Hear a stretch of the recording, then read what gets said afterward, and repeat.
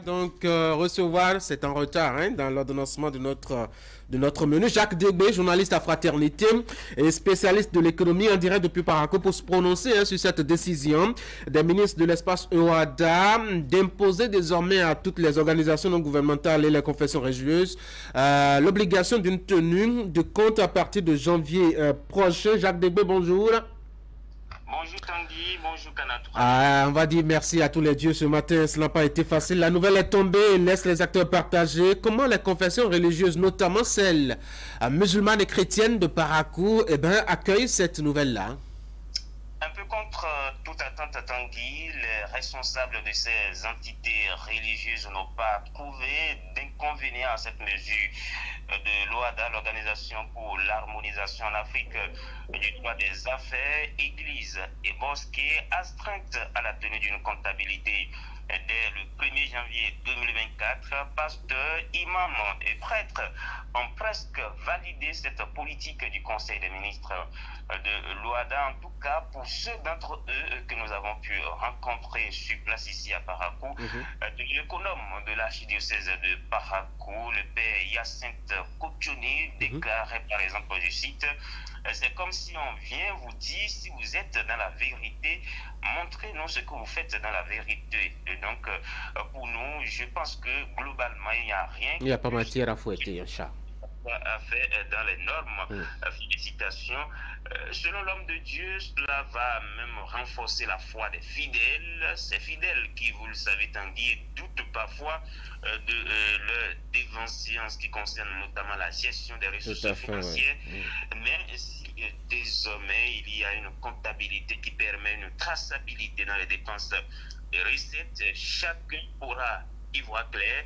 D'ailleurs, au niveau de l'Église catholique, puisque nous avons recueilli sur le terrain, c'est une pratique qui s'observait déjà. C'est vrai qu'avec cette dynamique de l'OADA, l'Église va davantage se conformer avec peut-être d'éventuelles formations qui seraient initiées à l'endroit des comptables de ces entités religieuses. Donc, Tanguy, c'est globalement une décision qui est appréciée, qui est saluée ici par les responsables de ces entités religieuses. Disons donc que la décision est bien fondée.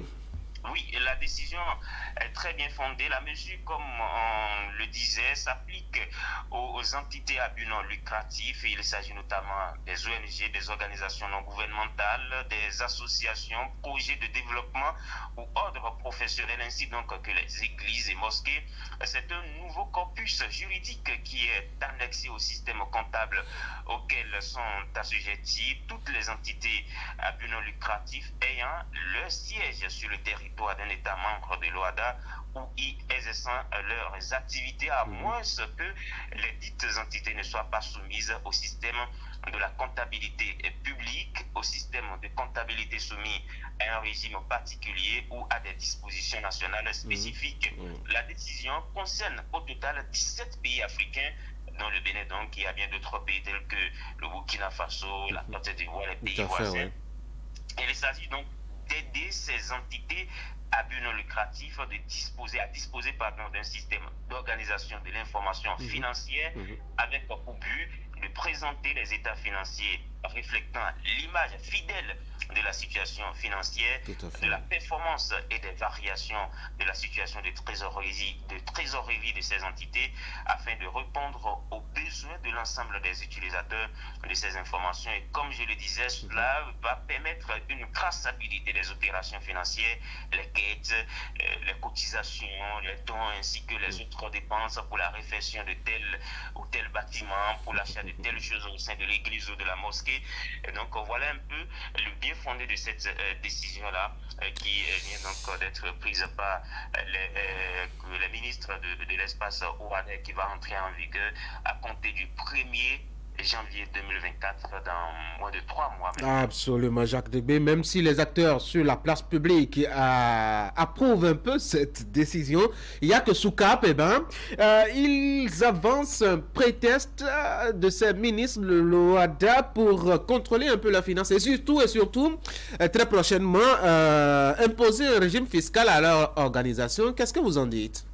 Oui, et c'est vrai, hein, tout à l'heure je vous disais que les prêtres, pasteurs et autres imams que nous avons rencontrés ici ont apprécié la décision, mais quelque part, ils ont aussi souligné ce côté-là de la question. C'est peut-être là effectivement l'inquiétude, hein, sauf que cette décision ne relève pas de la direction générale des impôts et ne saurait donc être assimilée au paiement en temps normal des impôts. On ne devrait en temps normal pas avoir de pression fiscale. La comptabilité des églises et mosquées émane de l'OADA, non des directions générales des impôts au niveau de ces différents pays-là, mais à chaque fois qu'on évoque ce genre de questions, il y a toujours la crainte d'une pression fiscale, des impôts et taxes à payer. Rappelez-vous de ce recensement des artisans il y a quelques années, plusieurs artisans ne se sont pas conformés, ne se sont pas fait inscrire. C'est lorsque les avantages de ce recensement-là ont commencé à tomber que beaucoup d'entre eux ont commencé à parcourir pour se faire conformer, mais sur la décision de l'OADA, selon la décision de l'OADA, je vais dire, il ne s'agit pas de sommer les églises et mosquées à payer des impôts et taxes, même si on ne sait jamais ce qui peut absolument arriver à tout moment. Derrière, on attendra la mise en application de la mesure à compter de 2024 pour être davantage situé sur les implications. Mais je peux vous le dire, il y a un peu d'inquiétude au sein des responsables de ces entités religieuses qui ont évoqué la question, comme on le dit souvent, in-boss avec moi lorsque je les ai rencontrés. En privé. Ils comptent quand même sur la bonne foi des dirigeants, sur je vais dire, le fait qu'ils ne vont pas aller jusqu'à à l'imposition fiscale. Allez, rapidement, hein, le temps de vous laisser partir. Ça va être en une minute, très rapidement. Comment trouvez-vous l'argument de la lutte contre le blanchiment d'argent brandi par la l'OADA pour prendre cette décision? Est-ce que ce n'est pas un prétexte? C'est un prétexte, en guillemets, c'est peut-être aussi là une inquiétude légitime. Vous savez, parfois, il y a des financements qu'on observe au sein de ces entités religieuses. On parlera des ONG humanitaires islamiques qui affluent depuis quelques années en Afrique, mais aussi au niveau des églises, vous avez parfois des financements, des constructions, et c'est difficile d'expliquer. Est-ce que ce sont les quêtes de chaque dimanche, ce sont les dons qui ont permis ces réalisations-là, les mosquées qui sont construites dans presque tous les villages du Bénin aujourd'hui, en tout cas dans la partie septentrionale? On s'interroge parfois sur l'origine de ces financements. Eh bien, quelque part, cette décision de l'OADA viendra peut-être corriger le tir, essayer de voir clair dans ce qui se fait réellement, surtout dans un contexte d'insécurité et de terrorisme. Jacques Degbé. Merci Tanguy. Merci, bonne journée. Bonne journée.